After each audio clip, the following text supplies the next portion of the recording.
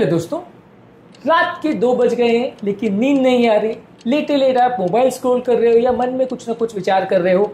ये दृश्य हमारे पूरे इंडिया में बहुत ज़्यादा कॉमन है।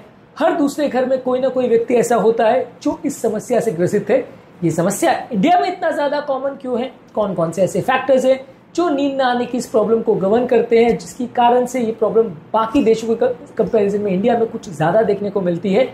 आज इस पर बात करेंगे। आज का टॉपिक है व्हाई इज इंसोम्निया और lack of sleep common in India. Topic पर जाने से पहले जो लोग हमारे चैनल पर नए हैं, मैं रिक्वेस्ट करूंगा चैनल को सब्सक्राइब करें, वीडियोस को लाइक करें, वीडियोस को फ्रेंड्स और रिलेटिव के साथ शेयर करें। और टॉपिक के मिड पोर्शन में मैं आपको कुछ इंटरेस्टिंग बातें बताऊंगा, हमारे क्लिनिक के एक्सपीरियंस के पॉइंट्स बताऊंगा और हमारे इस मामले में क्या फाइनल ओपिनियन या वर्डिक्ट है, ये सारी चीज़ें भी बताऊंगा। तो टॉपिक के एंड तक मेरे साथ बने रहिए। आपके घर में क्या किसी को इंसोम्निया या नींद न आने की प्रॉब्लम है? कमेंट सेक्शन में लिखकर हमें ज़रूर बताएं। चलिए शुरू करते हैं।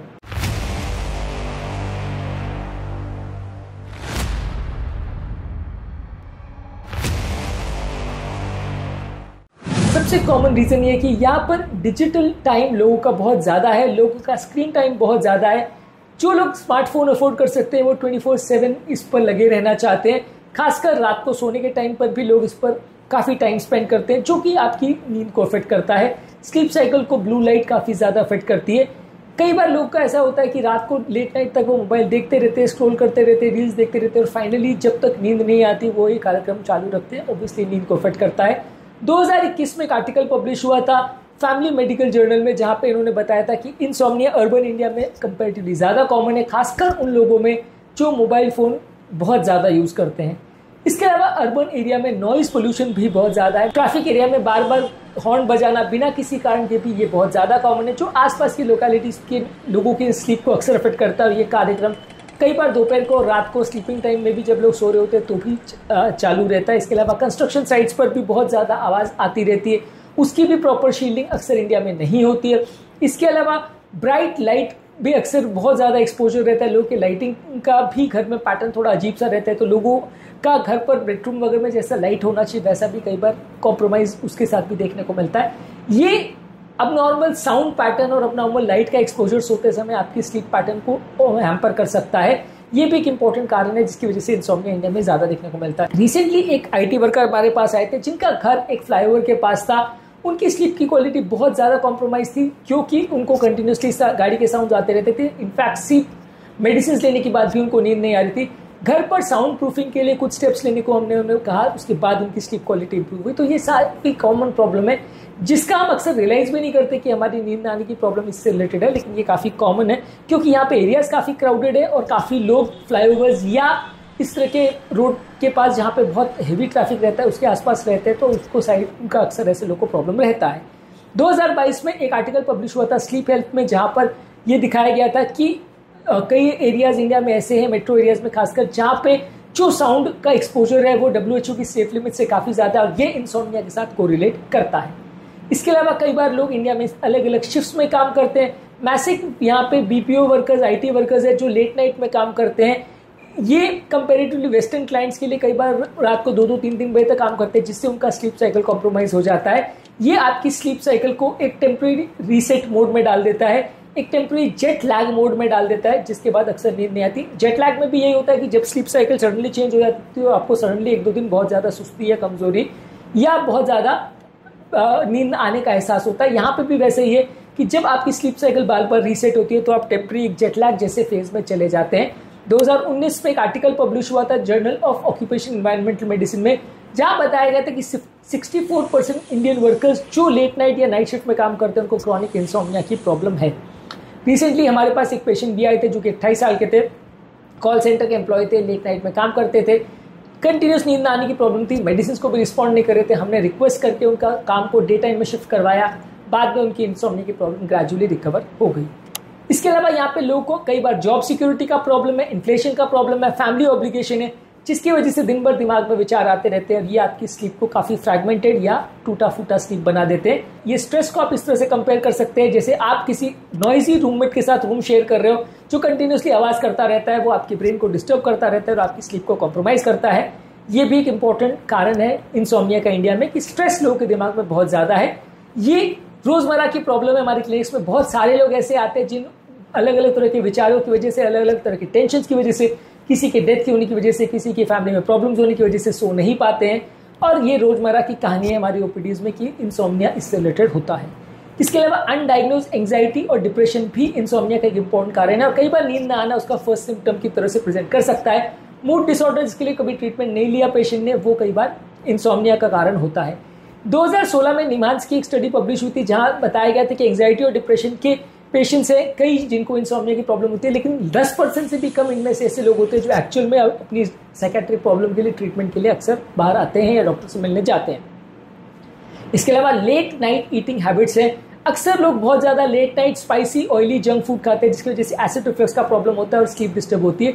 सोने के 3 घंटे पहले आपका खाना खत्म हो जाना चाहिए। यदि आप हेवी डिनर लेंगे तो नींद कॉम्प्रोमाइज हो सकती है। रात को हेवी खाना खाने के बाद यदि आप अगर सो जाते हैं तो आपको अक्सर नींद का प्रॉब्लम हो सकता है। इंडियन जर्नल ऑफ गैस्ट्रोएंटरोलॉजी में 2020 में एक आर्टिकल पब्लिश हुआ था जिसने बताया गया था कि significant post dinner reflex problem उन लोग को ज्यादा होती है जो इस तरह की आदत रखते हैं और 41% इस तरह के लोगों में स्लीप अवेकनिंग्स का प्रॉब्लम देखा गया था। इसके अलावा कुछ अंडर रिपोर्टेड केसेस होते हैं जहां पे लोग को नींद आने का प्रॉब्लम होती है। लोग अल्कोहल से या हर्बल प्रोडक्ट से या over the counter available medicine से काम चलाते रहते हैं और तब हमारे पास आते हैं जब प्रॉब्लम बहुत ज़्यादा बिगड़ जाती है, यानी इंसोम्निया के लिए वो ट्रीटमेंट ही नहीं करवाना चाहते पेशेंट। तो नींद ना आने का प्रॉब्लम कई बार ये सारी चीज़ों की वजह से भी और बिगड़ जाता है। 2021 में एक आर्टिकल पब्लिश हुआ था स्लीप मेडिसिन में। इसमें बताया गया था कि 1 out of 3 यानी लगभग 30% लोग ऐसे हैं जो over the counter non prescribe medicine लेते रहते हैं, जिसकी वजह से कई बार कोई साइकेट्रिक प्रॉब्लम या मेडिकल प्रॉब्लम भी अक्सर मिस आउट हो जाती है, उसका इलाज नहीं हो पाता। इसके अलावा लोगों के स्लीप शेड्यूल्स बहुत चेंज होते रहते हैं। कभी कोई 7 बजे सोएगा, कोई 10 बजे, कोई 11 बजे, अलग अलग टाइम पे अलग अलग लोग सोते हैं। ये भी एक इंपॉर्टेंट फैक्टर है जो कि इंडियंस में अक्सर देखने को मिलता है, अर्बन पॉपुलेशन में खासकर, जिसकी वजह से लोगों का स्लीप कॉम्प्रोमाइज होता है। इसके अलावा वर्क स्ट्रेस भी यहाँ पर बहुत ज़्यादा है, एकेडमिक स्ट्रेस भी बहुत ज़्यादा है। स्टूडेंट्स को एग्जाम में पास होने का या स्कोर करने का प्रॉब्लम है। कॉम्पिटिटिव जॉब मार्केट में लोगों को अपने जॉब में एक्सेल करने का या जॉब बचाने का स्ट्रेस होता है। ये भी एक इंपॉर्टेंट कारण है नींद न आने का। इसके अलावा अक्सर क्लाइमेट चेंजेस और पावर शॉर्टेजेस भी इंडिया में अक्सर देखने को मिलती है। इंडिया में नाइट्स अक्सर हॉट और ह्यूमिड होती है। ऐसे टाइम पर अगर एयर कंडीशन काम नहीं करे या खराब काम करे या वोल्टेज फ्लक्चुएशन हो या लाइट चली जाए तो ये सारी चीज़ें भी स्लीप की क्वालिटी को डिस्टर्ब करती है। ये प्रेवलेंस भी कंपेरेटिवली वेस्टर्न कंट्रीज से काफ़ी ज़्यादा है।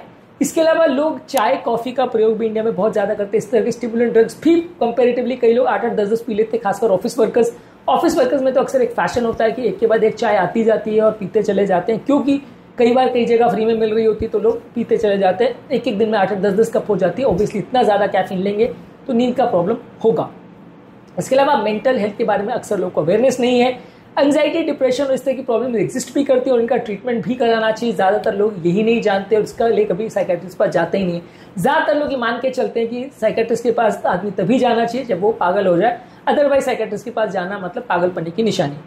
इसके अलावा स्लीप हाइजीन के बारे में अक्सर लोग को एजुकेशन इंडिया में नहीं देखने को मिलती। ये सारी चीज़ों के बारे में स्कूलों में नहीं पढ़ाया जाता, डॉक्टर्स भी बात नहीं करते और स्लीप हाइजीन के बारे में लोगों को अवेयरनेस अक्सर नहीं होती। रिसेंटली हमारे पास एक एग्जीक्यूटिव आए थे 32 ईयर ओल्ड, जिनको स्लीप की बहुत ज़्यादा प्रॉब्लम थी। उनका प्रोडक्टिविटी कम हो गया था, मूड स्विंग्स हो रहे थे, हेल्थ इश्यूज चालू हो गए थे।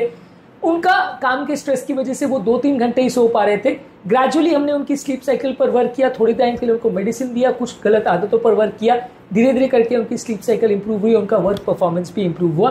बेसिकली नींद आपकी बैटरी को रिचार्ज करने की तरह से होता है। जिस तरह से मोबाइल फोन को आप रिचार्ज नहीं करोगे तो वो बंद हो जाएगा, वैसे ही आपकी बैटरी को या आपके ब्रेन को रिचार्ज करने के लिए नींद की जरूरत होती है। यदि इसमें आप लापरवाही करते हैं तो आप वैसे ही आपका काम करना या आपका सिस्टम बंद हो जाएगा, जैसे मोबाइल फोन अनरिचार्ज होने के बाद बंद हो जाता है। आज के टॉपिक में हमने बात करी स्लीप ना आना इंडिया में इतना ज़्यादा कॉमन क्यों है, कि आपके घर में किसी को इंसोम्निया का प्रॉब्लम है और आपको सोने में कितना टाइम लगता है, 10 मिनट या 1 घंटा, कमेंट सेक्शन में लिखकर हमें ज़रूर बताएं।